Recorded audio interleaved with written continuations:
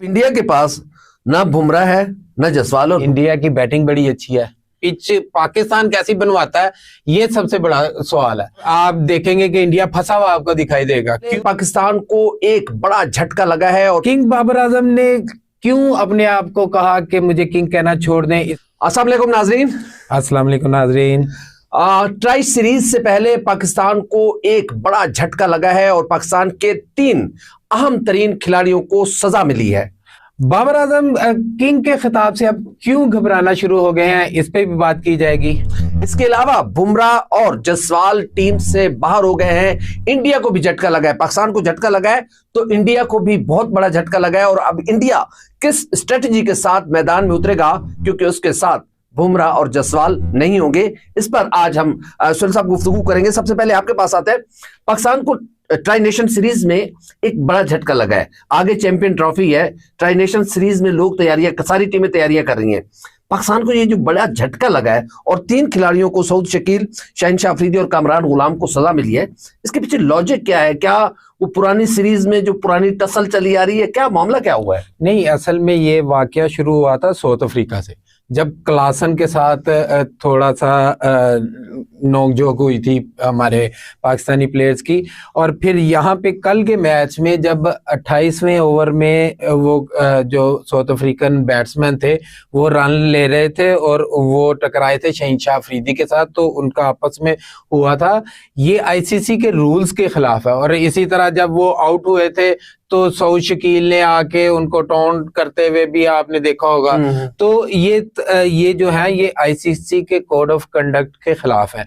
अब इन तीनों प्लेयर्स को जो है वो बड़ी क्या कहते हैं, मुहतात होकर चलना पड़ेगा। अभी तो इनको सिर्फ जो है जुर्माने हुए हैं। अगर इस तरह का कंडक्ट इन्होंने चैंपियंस ट्रॉफी में किया तो इनको 1 से 2 मैचों की पाबंदी का सामना भी करना पड़ सकता है। तो इन तीनों प्लेयर्स को अब बड़े ही मुहतात अंदाज में जो है अपनी क्रिकेट आगे खेलनी पड़ेगी। कह सकते हैं कि ये तीनों खिलाड़ी हाई रिस्क पे है इस वक्त। नहीं, हाई रिस्क ये तो खैर चलती रहती है। हाई रिस्क का मतलब ये है कि अगर कि इसमें आप देखें, सऊद शकील जो है वो आए थे कामरान गुलाम की जगह कल के मैच में, ठीक है। शाहीन हमारा मेन बॉलर है। इन 2 प्लेयरों को तो खास तौर पे अपने कंडक्ट के ऊपर जो है वो बड़ा स्ट्रिक्ट रहना पड़ेगा उनको। अगर इस तरह का इन्होंने दोबारा कुछ किया तो ये इनके लिए बड़ा नुकसानदेह हो सकता है। सर भाई देखिए, शहनशाह अफरीदी तो कप्तान भी रहे हैं, तो क्या टेम्परामेंट लूज हो जाता है? जब क्या ऐसा होता क्यों है? देखें आप हालांकि उनको पता है कि ऐसा करेंगे तो जुर्माना हो सकता है, मैच पर पाबंदी लग सकती है। देखें आप यहाँ पे देखें, एक तो उस टाइम पे शाहीन को मार पड़ रही थी, ठीक है। तो वो बॉलर वैसे ही थोड़ा बहुत एग्रेशन में आ जाता कि यार मैंने इतनी अच्छी बॉल की और मुझे चौका लग गया। वो उसको हैंडल करना ही तो बेसिकली स्पोर्ट्समैन का काम होता है। लेकिन वो क्यों नहीं कर पा रहे हैं? वो अभी पिछले 2 मैचों में अगर आप देखें, पठान है, वो पठानों वाला नहीं, पठानों वाली बात नहीं है। वो स्कोर बहुत ज्यादा पड़ रहा है सर। आपकी होम ग्राउंड के ऊपर आपको 70-80 स्कोर पड़ रहा है। कल उनको 66 स्कोर पड़ा है। हमारी बैकबोन है बॉलिंग में। और आप देखें ना, अगर आपकी बैकबोन ही खराब हो जाए तो आप तो खड़े भी नहीं हो सकते। और अगर इन पे पाबंदी लग जाए तो आप किसको लेके आएंगे? हसनैन को, जिसको कल उससे ज्यादा मार पड़ी है। हारिस रऊफ आपका इंजर्ड है, आपने कोई बॉलर और रखा नहीं है। तो अब ये जो जुर्माना है, चलो ये तो हो गया होगा, जुर्माने का तो कोई मसला नहीं, मैच फीस से और कोई मसला नहीं है।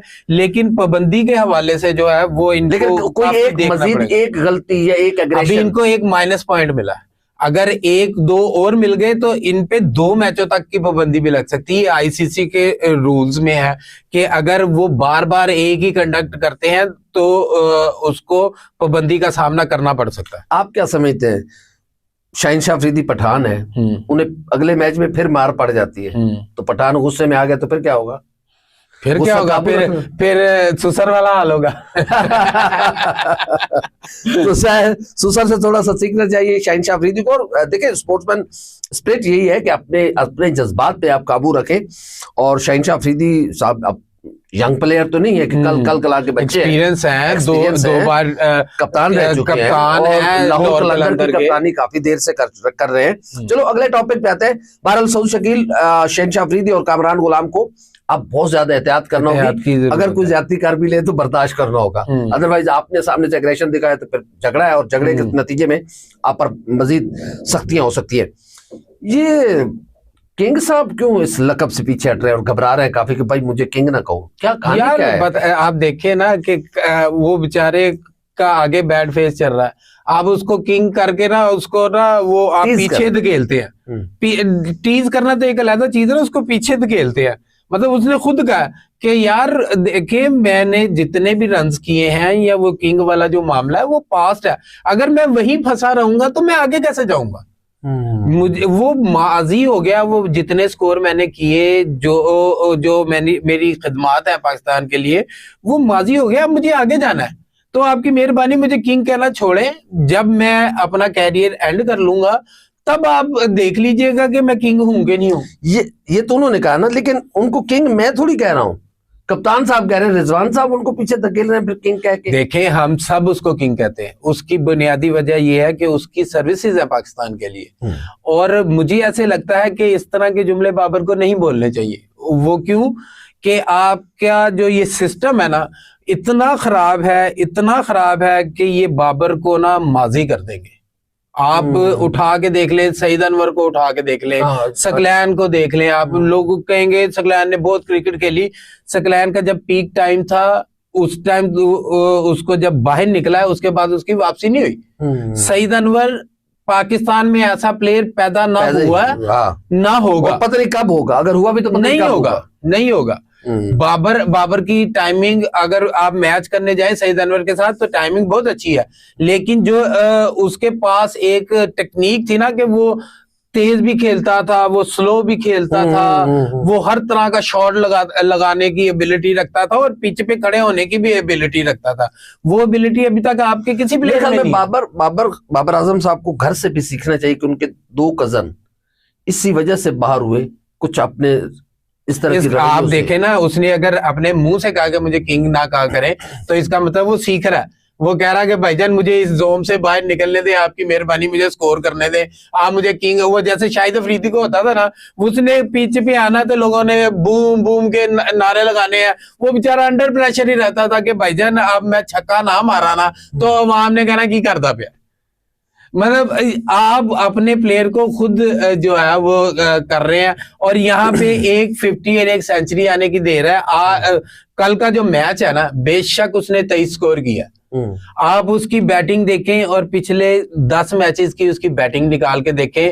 कल उसने आजाद आना स्ट्रोक खेले, पहले उसने बैट जोड़ा था, डर के खेल रहा था, कल उसने आजाद आना स्ट्रोक खेले। बेशक वो बॉल नीचे रह गया, वो आउट हो गया, वो एक अलग इशू है, पर जिस तरह से उसने पुराने शॉट्स खेले हैं ना, आप देखिएगा चैंपियंस ट्रॉफी में ये वापस किंग होगा। चैंपियन ट्रॉफी में बाबर आजम साहब फिर किंग होंगे, लेकिन बाबर आजम साहब के लिए हमारा छोटा सा मशवरा है कि बाबर साहब डर के ना खेलें, खुल के खेलें। आप वाकई किंग हैं, लोग आपसे मोहब्बत करते हैं और ज़ाहिर है लोगों की फैंस, आप फैंस से जिससे पूछे उनको बाबर के अलावा तो कोई बंदा नजर ही नहीं आता। हाँ, अब फखर हिटिंग कर रहा है हाँ। लेकिन वो आप जितने तमाशाइयों से हमने बात की है पिछले मैचेस में, उन्होंने कहा भाईजान हम तो टिकट ही बाबर के लिए खरीद के लाए थे, वो हमारा किंग है, वो हमें पसंद है। हम इवन फीमेल्स बहुत ज्यादा थी जिन्होंने कहा कि जी हम तो बाबर के लिए आए हैं। बाबर आजम को अपनी जो उसकी जेन्युइन गेम है, जो असल गेम है, बाबर को अपनी गेम खेलना होगी, ना उसे डर के हर बाल को रोकना होगा और ना एग्रेशन में आके हर बाल पे चौका छक्का मारने की कोशिश करना होगी। नहीं, मेरा बाबर को मशवरा पता क्या, मेरा बाबर को मशवरा ये है कि आप अपनी जो इंडिया के खिलाफ हमने T20 मैच खेला था ना, जिसमें बाबर और रिजवान ने रिकॉर्ड पार्टनरशिप की थी, वो वाली बैटिंग देखें। और ये जब से ये स्कोर नहीं ना कर पा रहे, टेस्ट हो गए, वनडे हो गए, उसमें वो वाली बैटिंग देखे, इनको अपनी गलती का खुद ही अंदाजा हो जाएगा। ये लेकिन इतना बड़ा प्लेयर है और ये डर के अगर बैट नहीं उठा रहा ना तो ये फिर खेल नहीं पाएगा। बाबर भाई अपनी नेचुरल गेम खेले, ये वापस अपनी उसी बुलंदी पे चले जाएंगे। नेचुरल गेम खेले बाबर भाई। और सोहेल भाई का कहना है कि बाबर आजम चैंपियन ट्रॉफी में किंग होंगे, दोबारा से किंग का खिताब मिलेगा। लेकिन मेरी बात, लेकिन ये जो हमारा पड़ोसी है, ये पूरे तरीके से फंसा हुआ है सब। खाली बैटिंग, दुनिया की कोई टीम भी खाली बैटिंग से नहीं जीत सकती। अब इंडिया के पास ना बुमराह है ना जायसवाल, और बुमराह दुनिया के नो डाउट के बेस्ट तरीन बॉलर्स में है। तो इंडिया कहां खड़ा हुआ है, कितना रेट करेंगे उसको चैंपियन ट्रॉफी में? देखे, इंडिया की बैटिंग बड़ी अच्छी है। इनके पास जो अभिषेक आया ना, वो बहुत अच्छा प्लेयर है, इसमें कोई डाउट नहीं है। लेकिन वो अब किस प्लान के साथ जा रहे हैं ये तो मैच में पता चलेगा। पिच पाकिस्तान कैसी बनवाता है ये सबसे बड़ा सवाल है। वो 5 स्पिनर के साथ जा रहा है वर्ल्ड कप की इस कैंपेन के अंदर, वो 5 स्पिनर के साथ इंडिया 5 स्पिनर के साथ जा, शायद दुनिया की वाहिद टीम होगी जितनी बड़े 5 स्पिनर के साथ 5 स्पिनर के साथ उतर रहा है। आप यहाँ देखें वो किस माइंडसेट के साथ आ रहा है। और अगर पाकिस्तान वहां थोड़ी सी अपनी अकल इस्तेमाल करे ना, तो फास्ट बॉलर के लिए डाले और उसमें स्पिनर के लिए कम चीजें छोड़े, तो फिर तो आप देखेंगे कि इंडिया फंसा हुआ आपको दिखाई देगा। क्यों? आप अपना T20 वाला मैच देख लें जो 120 वाला था, किसने आगे मैच बदला था? बुमराह ने बदला, जहां रिजवान को उसने आउट किया, वरना रिजवान तो खड़ा था और बॉल टू बॉल मैच चल रहा था। रिजवान के आउट होते ही पाकिस्तान की टीम क्लैप्स कर गई थी। तो और उसकी ना सिर्फ पाकिस्तान के खिलाफ, आप पूरे जितने भी इवन पिछला जो टूर्नामेंट वो जीते हैं, वर्ल्ड कप जो जीते हैं, उसमें देख ले बुमराह का कलीदी किरदार है। वो विकेटें ले ना ले, वो आपके स्कोर इतने रोक के दे देता आपको कि आपके बैट्समैनों के लिए आसानी हो जाती है उसको चेज करना। तो वो ना होना और जायसवाल का ना होना, ये इंडिया को टफ टाइम तो देगा। मतलब उनके लिए एक बड़ा मुश्किल डिसीजन था जो उन्होंने ये लिया है 5 स्पिनर वाला। तो 5 स्पिनर के साथ कितना स्कोर इंडिया कितना कर लेगा? क्या समझता है इंडिया के वो शाहीन शाह अफरीदी, वो हमारे जो बॉलर्स हैं नसीम शाह, या इन लोगों के सामने वो इतना बड़ा स्कोर कर पाएगा कि वो 5 स्पिनर्स के साथ हमारे खिलाड़ियों को बुक कर लेगा? देखिए, आप फंसते कहां पे हैं? पाकिस्तान की टीम फंसती कहां पे? स्पिनर्स पे तो फंसती है। अगर स्पिनर वो लेके आ रहा है तो वो यही देख रहा होगा कि यार हम 350 का फटा मार लेंगे और फिर हम स्पिनर्स के साथ इनको हैंडल कर लेंगे। फास्ट बॉलर तो उनके आ रहे, शमी आ रहा है, उसका एक्सपीरियंस बॉलर है वो। उसके साथ मुझे ये नहीं समझ आई इन्होंने सिराज को क्यों नहीं रखा, हालांकि सिराज बहुत अच्छा बॉलर है, तो इन्होंने उसको क्यों नहीं डाला ये मुझे समझ नहीं आई इनकी। पर 5 हालांकि मुझे याद है पिछले जो वर्ल्ड कप का मैच था उसमें सिराज ने बहुत जबरदस्त बॉलिंग की थी। आप देखें ना कि आप एक चीज को तो देखें ना कि इंडिया की टीम ने एक सिस्टम के तहत अपने लिए इतना कुछ निकाल लिया ना कि अब उनके जो मेन बॉलर हैं, मेन बैट्समैन है, उनकी जगह नहीं बनती टीम में। आप देखें अभिषेक आया, के राहुल नहीं है। हालांकि के राहुल बहुत अच्छा बहुत जबरदस्त, उसने IPL में अच्छे भले स्कोर कर रखे और उसको जगह नहीं मिल सकी। मतलब इतना टफ कंपटीशन है और आपके पास देख ले, आपके पास है ही कुछ नहीं। आपका वो हारिस, लेकिन उसके बावजूद हम उम्मीद लगा के बैठे के सामने इंडिया को पछाड़ना है। हाँ। और सुनील भाई मुझे बताऊं एक बात। हाँ। मेरे जो तजर्बा कहता है कि ज़ाहिर है बुमराह और जायसवाल ये वो 2 अटैक्स थे इंडिया के पास जो किसी भी टीम को बुक कर लेते हैं। और खासकर पाकिस्तान की जो ओपनिंग बल्लेबाज हैं, देखे जैसे फखर जमान है, बुमराह से घबराता है फखर जमान, ये बात सच है। जायसवाल से भी घबराता है। उसका असल में एंगल जो है ना, और ज़ाहिर है और वो लेफ्टी है तो उसने हुक करना होता है, तो उसकी क्योंकि एंगलिंग इस तरह का है बुमराह का कि वो फखर पजल हो जाता है। अब बुमराह की जगह मोहम्मद शामी होगा तो फखर को खेलना बड़ा आसान होगा मेरे ख्याल में। तो मुझे लगता है कि इंडिया को इसका बहुत बड़ा नुकसान हो सकता है पाकिस्तान के खिलाफ मैच में। नहीं, आप ये नहीं कह सकते। असल में देखे ना, उन्होंने जो लाइनअप अब तरतीब दी है ना, 15 प्लेयर जो अब तरतीब दी है, उन्होंने अपने खाने सारे पिक किए हैं। बेशक बुमराह नहीं है, लेकिन उन्होंने अपने पूरे टिक मार्क जो है ना वो बिल्कुल ठीक किए। मैच जबरदस्त होगा। पाकिस्तान ने कल जो मैच खेला ना, उसके बाद आपको कहीं ना कहीं उम्मीद है। और आप देखें एक मोमेंटम बनता हुआ, आपको नजर आ रहा होगा लोग चैंपियंस ट्रॉफी की तरफ भाग रहे हैं, या पाकिस्तान में चैंपियंस ट्रॉफी हो रही, क्यों? एक मैच ने देखे सब कुछ सिचुएशन बदल दिया। लेकिन लाहौर में जो हम न्यूजीलैंड से आ रहे, लोग बड़े मायूस हुए कि यार अपने होम ग्राउंड पे आप 333 स्कोर चेज नहीं कर सके, और पाकिस्तान ने अपनी वो एक रिवायत तो बरकरार रखी है ना कि असि कुछ भी कर सकते हैं।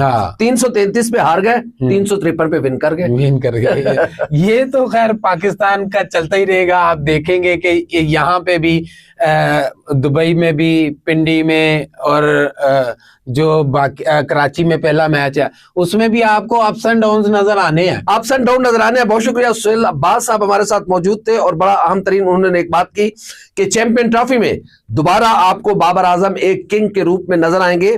बहरहाल इंडिया ने, सुहेल भाई के मुताबिक, इंडिया ने अपने पूरे जो उसके खाने हैं उन्होंने पिक एंड चूज किया है। 15 खिलाड़ी जो बेहतर से बेहतर है वो उन्होंने पिक किए हैं, लेकिन मोहम्मद सिराज को क्यों नहीं लिया, ये इंडियन सिलेक्टर बेहतर बता सकते हैं। लेकिन मेरे मुताबिक बुमराह और जसवाल की इंडिया को कदम कदम पर कमी महसूस होगी। देखते हैं चैंपियन ट्रॉफी का कौन चैंपियन बनता है। तो आपने क्रिकेट यारी और स्मार्ट स्पोर्ट्स को यूं ही देखते रहना है, सब्सक्राइब करना है, लाइक करना है, अपने दोस्तों के साथ शेयर करना है, क्योंकि अब हम आपको दोनों इकट्ठे इन 2 चैनल्स पे नजर आया करेंगे। थ्रू आउट चैंपियंस ट्रॉफी जितनी भी अपडेट होंगी वो तमाम की तमाम हम आपके साथ शेयर किया करेंगे। तब तक के लिए हम दोनों को दीजिए इजाजत। अल्लाह हाफ़िज़ नासिर।